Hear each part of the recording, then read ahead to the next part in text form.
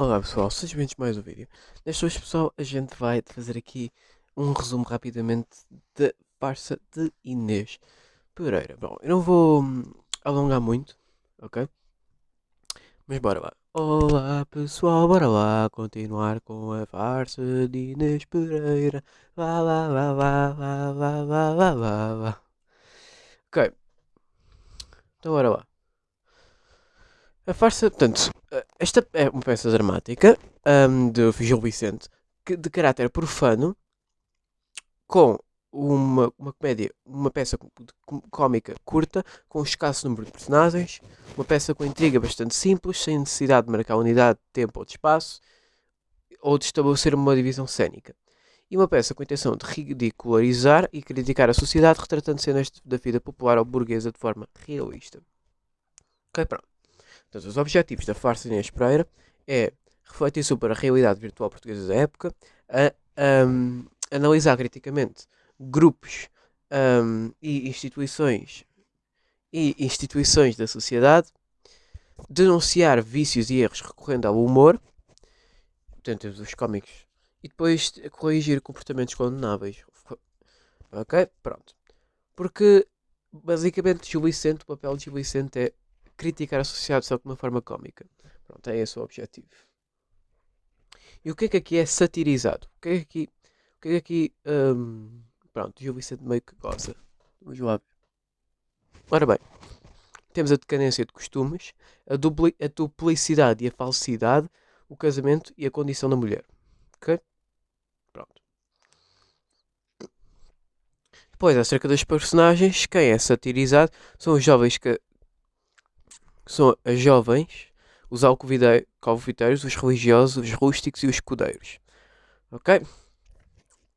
Ora bem, então, vamos agora falando aqui das personagens. Vamos falar aqui das características de cada personagem. Ok? Pronto. Ora bem. Então, primeiro começando com Inês, como é óbvio. Então, Inês é a moça fantasiosa, estouvada, preguiçosa. Segundo a mãe, porque a mãe é que dizia essas coisas.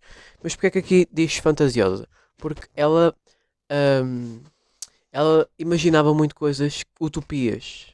Ou seja, coisas que podem não acontecer. Pronto. Vê no casamento um modo de se libertar da mãe, porque ela não podia sair de casa se não fosse casada, e por isso ela queria ter alguém. Pronto. Portanto, com quem se casa, para casar bem, julga os pretendentes pela aparência. Ok? Pronto. Ai, o Pedro Marques é tão feio, mas depois no final a vida e a experiência vão ensinar-lhe que um bom casamento atenta às qualidades reais dos pretendentes e não às suas aparências enganadoras. O que interessa não é o dinheiro, pessoal, é a parte de dentro.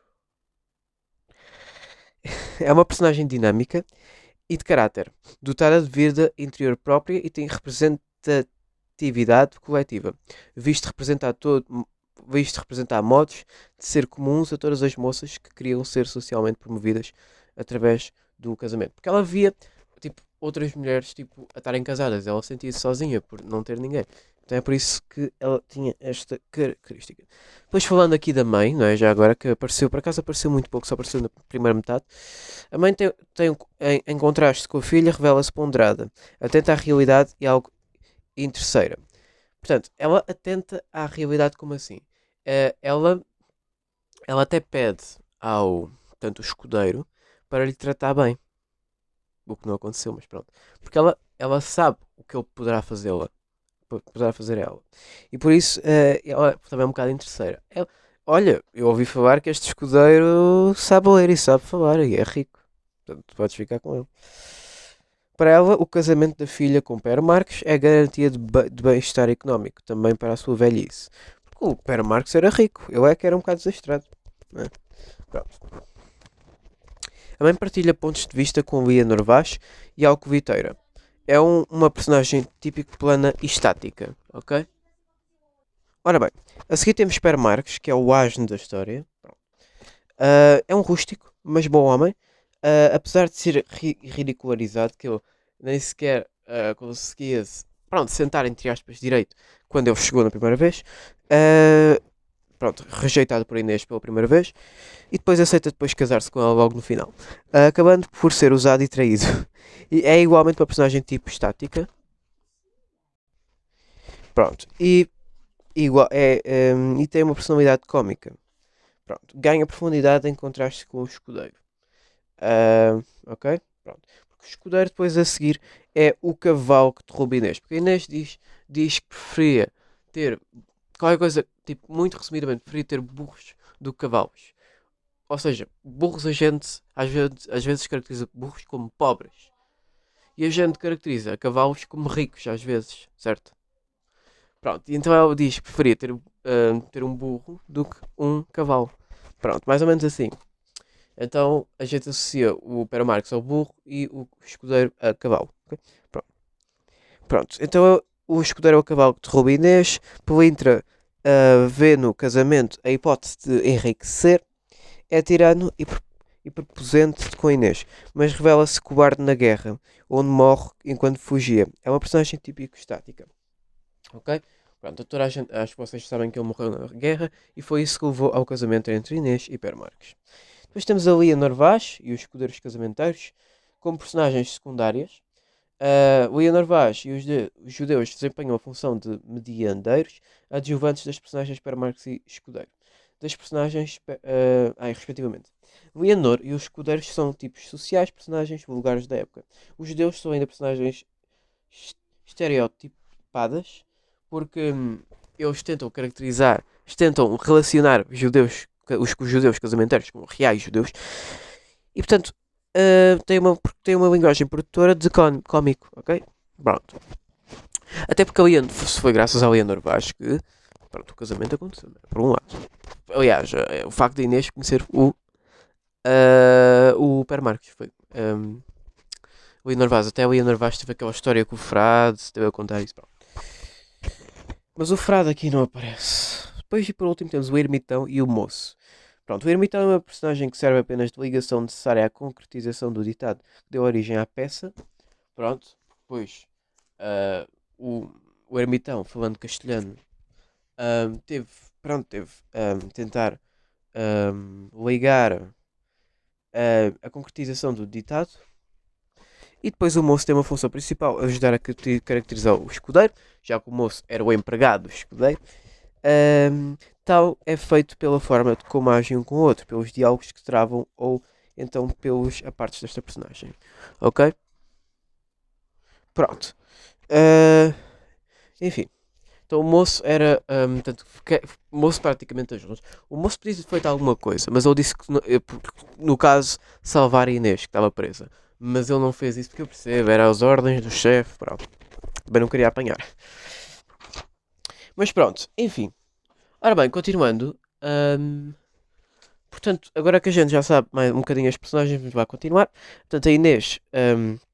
Tivemos três fases da vida de Inês. A fase 1, Inês solteira, a gente associava como preguiçosa, solteira, voluntariosa, anseia a libertação através do casamento. Pronto. Portanto, a primeira fase de Inês Pereira foi a parte solteira, em que a mãe chamava preguiçosa. Pronto, a mãe era amiga e conselheira, aconselhava a filha a trabalhar mais. Alerta a filha para os problemas que terá de casar com um homem discreto. Pronto. Depois a Leonor Vaz apresenta a Inês um potencial bom marido, Pero Marques. Foi graças a Leonor Vaz que o casamento aconteceu, porque senão a Inês ficaria solteira para sempre. Mas depois acaba com tudo ser rejeitado, porque ainda estamos na primeira parte. Pero Marques é honesto, mas rude. Embora puro de sentimentos, é um homem tosco e rústico e é rejeitado por Inês. Os judeus casamenteiros apresentam a Inês um homem, portanto, Brás da Mata, que a gente não falou nestes vídeos, mas também não é uma pessoa muito importante. Portanto, os judeus e os casamenteiros tentam apresentar a Inês um homem chamado Brás da Mata, mas que corresponde ao perfil desejado pela Inês. Portanto, a Inês queria um homem que fizesse o que ela pedisse e, portanto, o Brás da Mata estava para isso. Só que, pronto, foi rejeitado. O escudeiro é um homem de duplo caráter. Antes de casar mostra-se adulador e simpático, mas depois de casar, pá, pronto. E o moço é um sinal exterior do aparente poder monetário do escudeiro. Desempenha uma função crítica e irónica para o seu, para com o seu amo, que é o escudeiro. Ok? Pronto. Eu acho que a personagem mais difícil de perceber é o moço mesmo. Que o moço tem características. ahm, Pronto, e tem uma importância também para a farsa. Não só pela história, mas também para caracterizar o escudeiro. Melhor. Ok? Pronto. Esta foi a primeira fase. A Inês solteira. A segunda fase, temos já a Inês casada com o escudeiro. Com o escudeiro. Estava presa, portanto as suas intenções são curadas. É oprimida pelo escudeiro sofredora. Portanto, ela aqui arrependeu-se de ter casado com o escudeiro, já que o escudeiro depois é caracterizado como o cavalo. E pronto, e depois a mãe vai desaprovar o casamento com o escudeiro, mas aceita-o. Aceita-o. Aceita o escudeiro, porque, para ser sinceros, a mãe era aqui um bocado interesseira. Depois desaparece de cena no final da cerimónia do casamento. Depois do casamento, a mãe não voltou a aparecer mais da peça. O escudeiro, sendo homem de duplo de caráter, depois de casar mostra-se intolerante e repressor. Vai combater no norte de África, onde morre cobardemente. Pronto. Portanto, a gente já sabe que é o pé do almoço para verificar se ela não sai, e Inês não foge, e por isso vai simplesmente combater ao norte de África e morre. Ok? Não me perguntem pelo nome da batalha que ele estava a decorrer. Ok? Isso eu não tenho a certeza. Pois o moço, fiel mandatório ao seu amo, mantém Inês presa enquanto o escudeiro combate no norte de África. Obviamente que, sabe, são as ordens do mestre, ele não podia... Quer dizer, ele podia ter-te solto. Mas é assim, eu meio que percebo porque que ele... Isto pode ser um tema polémico. Ele devia ter-te soltado a Inês ou não? O que é que vocês acham? Hum? Acham que ele tem a liberdade, tinha a liberdade para soltar a Inês? Acham que eu estou a tornar isto de filosofia. Desculpem, mas eu às vezes tenho estas coisas. Mas pronto. Isto é um tema. Isto pode ser um tema para um trabalho. Acham que eu devia ter soltado a Inês ou não? Um debate. E esta era a segunda fase. E a terceira fase é a Inês viúva e casada com o Père Marcos. Pronto. Pronto. Ela aqui já se vê astuciosa e adulta e desrespeita ao marido ingênuo. Às vezes ela... Pronto, era um bocado goofy com o marido. Pronto. Então, a Leonor Vaz reapresenta Pero Marcos outra vez. Desta vez, a Inês aceita este pretendente na sequência do fracasso do seu primeiro casamento.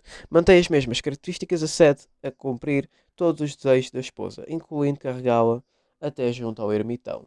Ok? Pronto. Isto é uma Pero Marcos.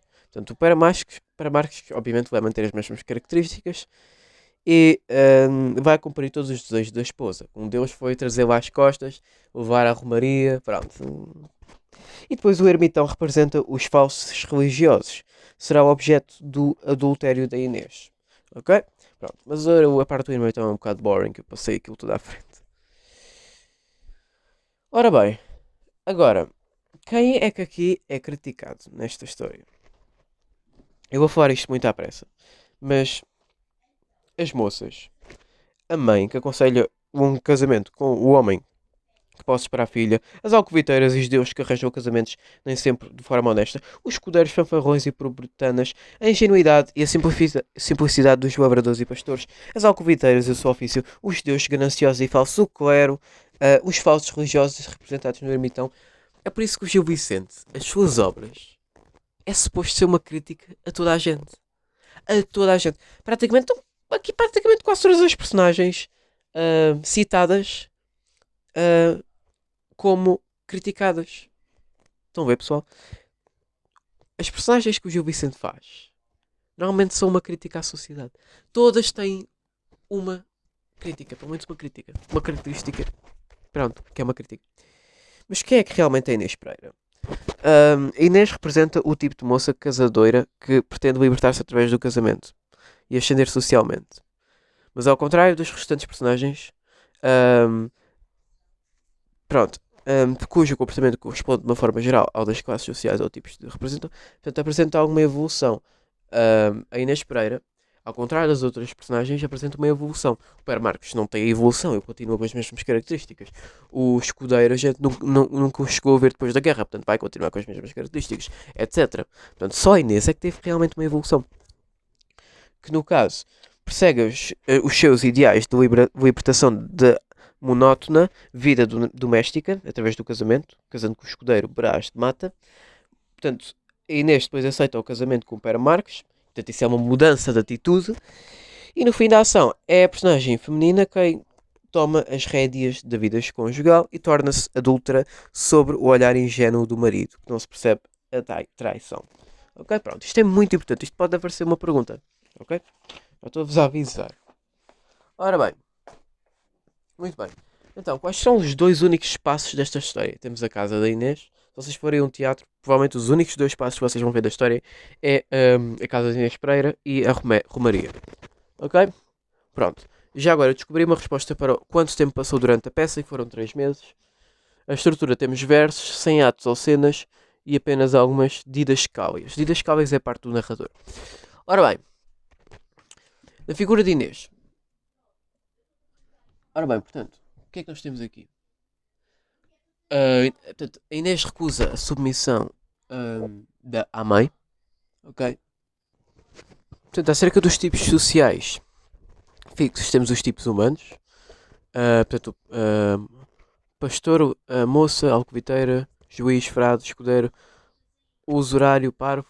E depois as personificações alegóricas. Temos a Roma, quadro, estações, tempo.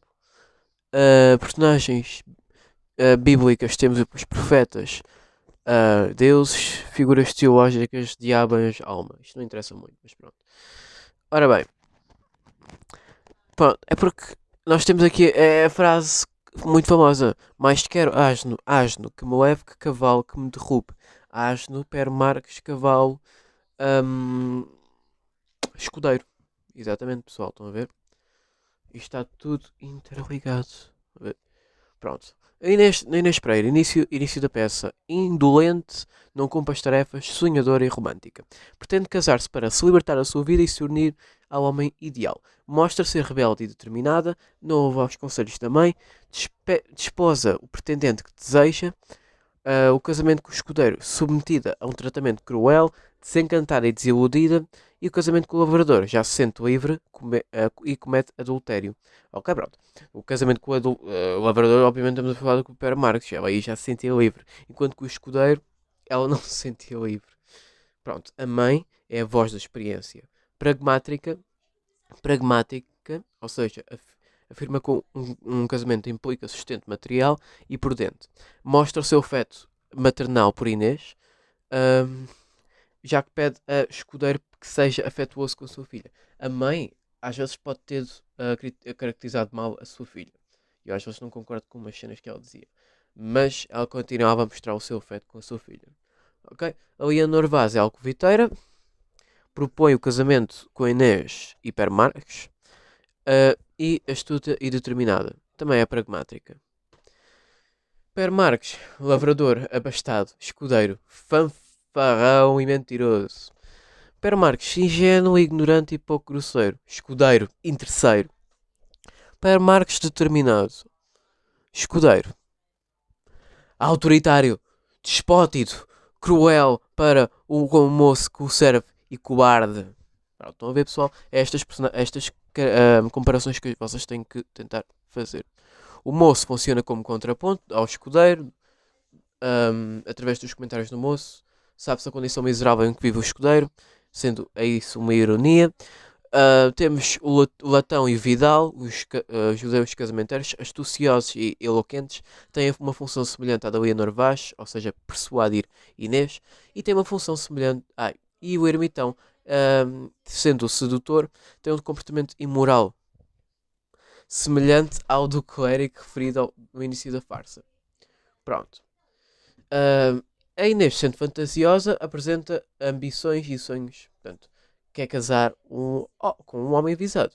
Proposta de Pero Marques, que Inês considera desinteressante, recusa a proposta, certo? Portanto, estamos a falar da estrutura da ação. Temos 3 tipos de Ineses, segundo a sequência de episódios unicamente ligados pela personagem central. Inês fantasiosa, Inês mal-marridada e Inês kit e desforrada. Portanto, a Inês fantasiosa apresenta tem a apresentação das ambições e sonhos de Inês. Mal amarrada é a proposta do escudeiro Brás de Mata, correspondendo às suas expectativas.